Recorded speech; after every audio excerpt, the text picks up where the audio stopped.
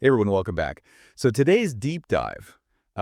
Today we're doing something a little different. We're getting, I guess you could say, granular with language itself.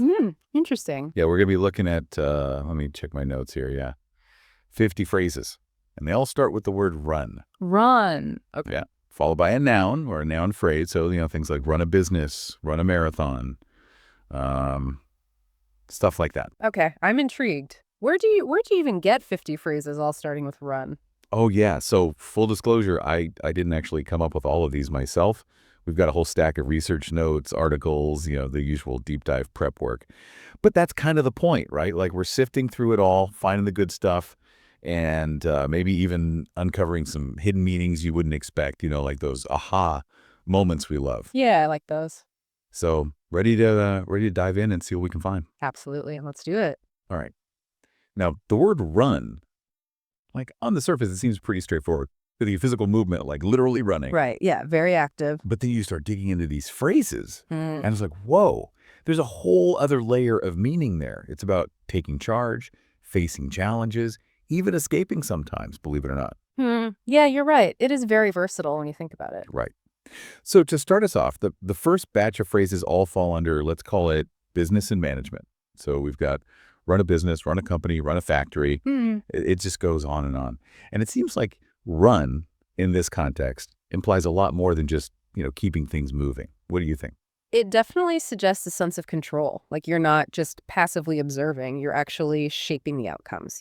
Right. But even within this category, I'm noticing these subtle distinctions. Like running a business feels more, I don't know, more entrepreneurial, more personal maybe. Yeah. Whereas running a company kind of evokes this larger, more structured entity. Right. Yeah, that's a really good point. And then there are phrases like running a business smoothly, which, let's be honest, sounds great in theory, but Yeah, in theory. yeah, not so realistic all the time. Right. And actually, that's something some of the sources touch on. Like this whole obsession with smoothness, with everything running perfectly, it can actually create its own kind of pressure. Yeah. What do you make of that? Yeah, that's an interesting point. I think it reflects a broader sort of cultural anxiety when you say like this pressure to always project an image of success. Yeah. Even if, behind the scenes, things might be a little more chaotic. Right. It's like this constant performance, this need to always be on. Exactly. And that actually ties into some of the other phrases in this category, like running a business online. Sounds sleek and modern, right? Very modern. Yeah, very modern. But some of the sources also hint at, the relentless hustle that often goes along with it. Always connected, always available, always striving for more. Yeah, it's a lot. Makes you wonder, is this really progress or just like a different flavor of the same old grind? Right. That's a good question. I don't know if we have an answer to that. Maybe not. It's something to think about as we keep going through these phrases, because as you were saying, it's not just about the literal meaning. Right? Yeah. It's like the cultural baggage, the unspoken expectations, the anxieties that these words carry. Exactly. Okay, you're really making me think. But speaking of carrying things, Hmm. let's shift gears a little bit. Let's look at some phrases related to events and projects. Okay, sure. So in this category, we've got everything from running an errand to, get this, running a campaign to running a marathon. Now, those feel pretty different on the surface. They do. Yeah. Right. Like running to the store for milk versus, running for president. Pretty different. But what do they have in common? What's that thread that connects them? Well, I think at their core, they're all about taking charge and making things happen, regardless of scale, really. Like even running an errand, it might seem small, but it still requires organization, planning, execution. Yeah. And then you have running a campaign, which is taking that same idea to a whole other level. Right. So it's like run becomes this verb of action, of leadership, of getting things done. But then thinking about, say, running a meeting, does that have the same energy as, say, running a successful project? You've got a point. There's definitely a difference in scale, but I think there's something more there too. Right. Like, what is it? It's like running a meeting can feel very routine, whereas running a successful project suggests a greater level of, I don't know, accomplishment, a tangible outcome. Yeah, like impact. Impact, exactly. So maybe that's where the energy shift comes from. Could be. And it seems like run, it can encompass the creative side of things too. Yeah. We've got running a workshop or running a contest. These aren't just about logistics, right? Right. It's about fostering creativity, inspiring others, creating an experience. Absolutely. And it's fascinating how run can bridge that gap between the practical and the imaginative. Like, it's not just about getting from point A to point B. It's about the journey itself, the creativity and energy that go into making it happen. Okay, I like that. So we've got run signifying control, action, leadership, impact, even creativity. Yeah. But, I think there's another layer to this whole run thing Yeah. that we haven't even touched on yet. Yeah, there's definitely more to uncover here. Like, run isn't always about, taking charge or pushing forward. Sometimes it's about what happens when when things don't go as planned, or, when you're dealing with the unexpected. Exactly. And it's funny because we've got this whole category of phrases related to technology and media. And it's striking how run has, evolved alongside our digital world, like run a program on TV. That feels almost quaint now, right? It does, doesn't it? Like something from a bygone era. Totally. Yeah. But think about how revolutionary that was at the time. This idea of a program being run on this magical box in your living room. Yeah, it totally changed how we consume information and entertainment. Completely. And it's like the language itself had to evolve along with the technology. Right. Like program went from meaning a schedule of events to this digital entity that could be executed, manipulated, shared. Right. It's like run became this bridge between the physical world and the digital one. And that bridge has only gotten more complex, right? With the rise of the internet. Run a website, run a blog, run an advertisement. Yeah. All of these, they highlight how run has become this verb of digital action, of navigating this virtual landscape we've created. Yeah, it's like we've created this whole new dimension where running takes on a different meaning. Yeah. And it's not just about creating content. It's about managing it, optimizing it, constantly striving for visibility in this crowded space, which, if you think about it, it's not that different from the pressures we talked about in the business world, is it? Not at all. It's that same underlying anxiety that seems to transcend specific domains. Yeah. Whether it's running a business or running a website, there's this, pressure to perform, to stay ahead of the curve, to be visible and successful. It's like we're all on this digital treadmill, constantly running, but not always sure where we're going, which I guess brings us to those run phrases that deal with, responsibility and governance, for lack of a better term. Okay, yeah. They're talking run a household, run a school, run for office. Yeah. Big responsibilities. Yeah, and the stakes are getting higher here, wouldn't you say? Oh, absolutely. And it's interesting how run scales up alongside those responsibilities, right? Running a household might feel like a microcosm of running a country in some ways. Oh, interesting. Both involve, managing resources, making decisions, balancing competing priorities. And both come with a certain level of pressure, wouldn't you say, and scrutiny. Oh, for sure. It's like the larger the system you're running, the more eyes are on you, the higher the expectations. And that pressure can manifest in different ways too, right? Oh, absolutely. Like running a school might involve navigating all these complex educational policies and parental expectations, while running for office kind of throws you into this arena of public opinion and political maneuvering, which is a whole other beast. Totally different. Yeah, it's a whole other world. So it's like run in these contexts becomes this verb of navigating systems, balancing power dynamics, making these tough choices that have these far-reaching consequences. Which makes me think about those phrases that are related to challenges and risks. They feel even more potent now. Right. Because when we talk about running into trouble or running out of time, it's not just about personal setbacks anymore, right? Right. It can have these ripple effects across those larger systems we're, responsible for. Totally. Like running into trouble at work might just mean missing a deadline, right? Yeah. But running into trouble as the head of state, that's a whole different ballgame. The consequences are amplified for sure. Yeah. And then you have phrases like running a marathon or running the gauntlet, which to me, they really highlight the endurance and resilience that's required to navigate these challenges. Yeah, it's not just about sprinting to the finish line, right? Yeah. It's about pacing yourself, strategizing, overcoming obstacles along the way. And sometimes it's about knowing when to take a calculated risk. Like run the risk. That's a phrase that really gets to the heart of decision-making under pressure, I think. It does. Weighing the potential rewards against the potential downsides, knowing there are no guarantees. And that's where the human element comes in, doesn't it? Like, Sure. it's not just about algorithms and systems. It's about intuition, judgment, the courage to make a decision, even when the outcome is uncertain. Run the risk. It's almost like a mantra for modern life, isn't it?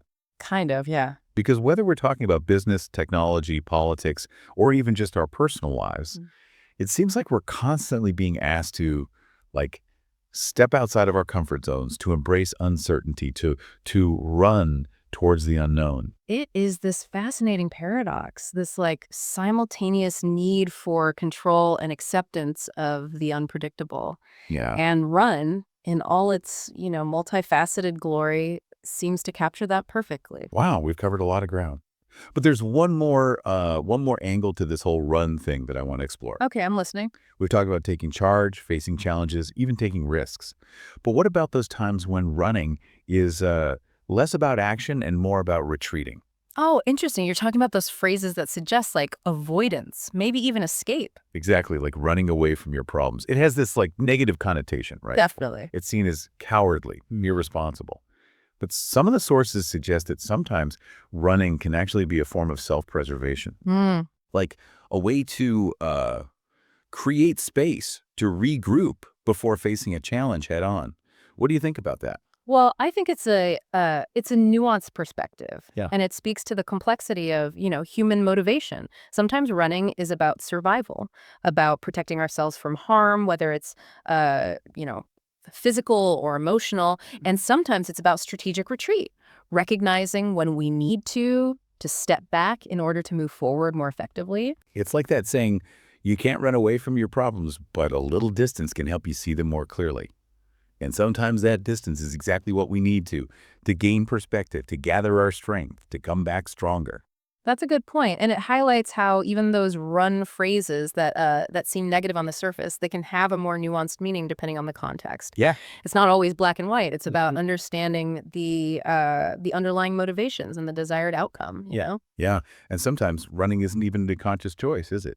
Like we have phrases like run out of steam or run out of ideas. Yeah. It's this feeling of depletion, of hitting a wall, of being unable to continue. Yeah, it's those phrases that speak to our limitations, don't they? Yeah. The recognition that we're not always in control, that sometimes we reach a point where we simply can't keep going at the same pace. Mm-hmm. And that's okay. It's part of being human.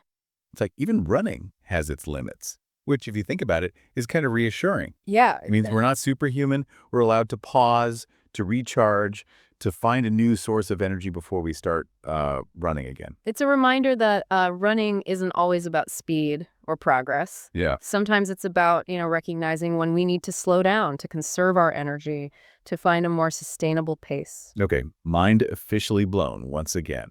Who knew there was so much depth to a simple word like run? It's amazing, isn't it? It really is a testament to the power of language. How even the most, commonplace words Yeah, commonplace. can hold these layers of meaning reflecting all the complexities of human experience. So true. And speaking of uncovering those layers, there's one more category of run phrases we need to dive into. Oh, really? Okay, what is it? We've been calling this one miscellaneous. It's like the grab bag of run expressions, I guess. Okay. I'm kind of excited to see what's in there. Okay. All right, so diving into this miscellaneous category. Okay, first up, run an interview. Seems pretty simple, right? What? Yeah. But I think there's actually a lot going on beneath the surface. Yeah, you're right. It's not just about asking questions. It's about creating this dynamic. Right. Almost like a performance in its own right. The Yeah. interviewers like running the show, guiding the conversation. But there's also this element of improvisation, responding to the interviewee's cues, digging deeper when you need to. It's a delicate balance, isn't it? It really is. Like maintaining control while also allowing for spontaneity. And the stakes can be pretty high, too, depending on what kind of interview it is. Like, think about it. Running an interview for a job. Yeah. Totally different from, say, running an interview for some, like, hard-hitting investigative piece. Oh, yeah. Totally different context, completely different vibes. Yeah. And it makes you think about the power dynamics at play, too. Like, who's really in control? That's a good question. Is it the interviewer, or does the interviewee also kind of have a hand in shaping the narrative? It's a collaboration in a way. It is. Okay, this next one reminded me of that. run a service. Now, on the surface, that seems pretty straightforward, right? Yeah, providing a service. Yeah, like you're providing something to someone. Mm. But reading through the sources, I get the sense that there's this deeper layer of meaning here. Something about like the relationship between the provider and the receiver. Oh, interesting. So it's about more than just a transaction then. It's about meeting a need, fulfilling a role within a larger system. Yeah, and I think running a service implies a certain level of responsibility too. Responsibility, right? Like understanding the impact you're having on someone else's life. It can be very impactful. Okay, and sometimes that service is about gathering information. Mm-hmm. We have run a poll, which feels very Very relevant? relevant, yeah, in today's data-driven world. Oh, yeah. It's all about like tapping into public opinion, understanding trends, using that information to make decisions. And it makes you think about, the role of language in shaping those opinions. Oh, interesting. Like, how are the questions phrased? What biases might be embedded in the language itself? Right. Running a poll isn't just about collecting data. It's about understanding how that data is framed and interpreted. Okay, you're making me question everything I thought I knew about polls. Good. That means we're doing something right. That's true. That's true. All right, let's shift gears to something a little more tangible. Run a diagnostics. This feels very technical, yeah. Yeah. Very problem-solving oriented. Yeah, it highlights how run can signify this process of analysis, of breaking down a complex system to, identify the source of an issue. And this applies to everything from computer programs to car engines to like the human body. It's like run becomes this verb of investigation, of systematically searching for answers. Mm-hmm. And then once you've identified the problem, you can start running solutions. Exactly. And that brings us back to the idea of control, taking charge, using your knowledge and expertise to navigate those challenges. Speaking of control, I have to ask about run a tight ship. It's such a Vivid phrase. vivid phrase. Yeah, it really evokes this image of like order and efficiency. It does. It suggests a leader who is very much in command. They've established clear systems and expectations. Everything's running smoothly. Everyone knows their role. It's almost aspirational, isn't it? Yeah. Like who wouldn't want to run a tight ship in their own lives, whether it's at work, at home, or even just in our own minds, right? It's a powerful metaphor. And I think it speaks to our desire for order, for predictability, for a sense of like mastery over our surroundings. But life isn't always so neat and tidy, is it? Not at all. And sometimes running means letting go of that control, embracing the messiness, allowing for spontaneity. Right. It's about finding that balance. And it brings us back to that duality of run that we've been talking about. Yeah. It's about action and inaction, control and surrender, progress and setbacks. It's this constant dance between these opposing forces. And maybe that's the beauty of it, right? Maybe it is. It's not about finding the perfect balance. It's about navigating this ever-shifting terrain, adapting to the challenges, finding your own unique rhythm within all the chaos. I like that, finding your rhythm. Yeah, Well, I think we've come full circle here, in our exploration of run, at least. I think we have. From business to technology to responsibility to risk, even to the simple act of, running errands or, running into an old friend. Yeah. We've seen how this word run can encompass so much of the human experience. It really is amazing how much meaning can be packed into a single word. And remember, this was just a deep dive into one word. Imagine all the hidden depths and unexpected connections waiting to be uncovered in the rest of our vocabulary. The possibilities are endless, really. Keep exploring, keep questioning, and keep listening. And on that note, we'll wrap up this deep dive. Until next time, may your journeys through the world of words be filled with wonder and discovery.